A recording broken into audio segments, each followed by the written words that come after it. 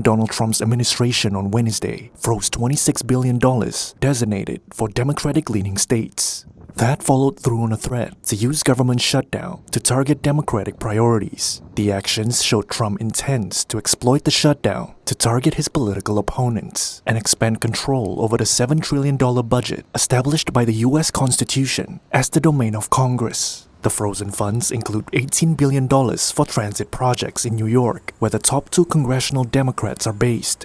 This is the 15th government shutdown since 1981. It has halted scientific research, financial oversight, environmental cleanup projects, and many other activities. About 750,000 federal workers are furloughed, while others, like troops and Border Patrol agents, work without pay.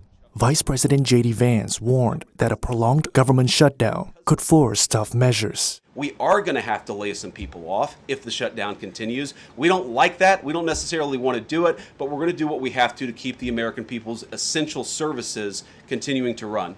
Past shutdowns have not led to permanent layoffs. The political standoff has intensified, with both sides trading blame as they position for the 2026 midterm elections. Republicans control the White House. Democrats have labeled the shutdown as blackmail, accusing Trump of exploiting the crisis for partisan gain. They said Republicans were responsible for the disruption as they control the levers of power in Washington. Republicans said Democrats are bowing to partisan pressure to oppose Trump despite backing past spending bills. They repeated the false claim that the Democrats' plan extends health coverage to undocumented immigrants. Georgetown University senior fellow Matt Glassman says a resolution could come when one side fears it's taking the blame, but he says public workers could also have a say. And then that is another aspect of this, is that workers in certain key federal roles aren't just sort of public opinion players, but can actually take steps either through things like wildcat strikes or calling in sick that can affect the quality of government services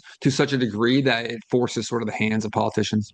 The longest shutdown, 35 days in 2018 to 2019, ended partly due to flight delays from air traffic controllers calling in sick.